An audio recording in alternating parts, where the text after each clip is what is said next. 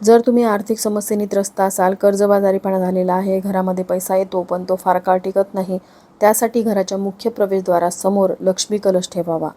या उपायासाठी तांब्याचा किंवा पितळेचा कलश लागणार आहे. मी तांब्याचा सुंदर नक्षीकाम केलेला कलश वापरलेला आहे.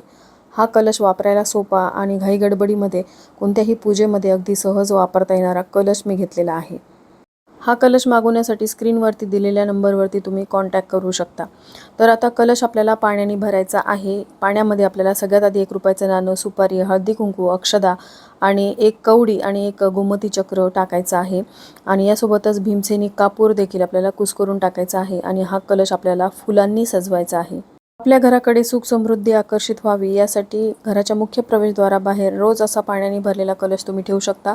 रोज ठेवणं शक्य नसेल तर किमान शुक्रवारी, पौर्णिमा, अमावस्या या तिथीला ठेवू शकता. घरातून बाहेर जात असताना आपल्या हाताच्या डाव्या बाजूला हा कलश ठेवावा.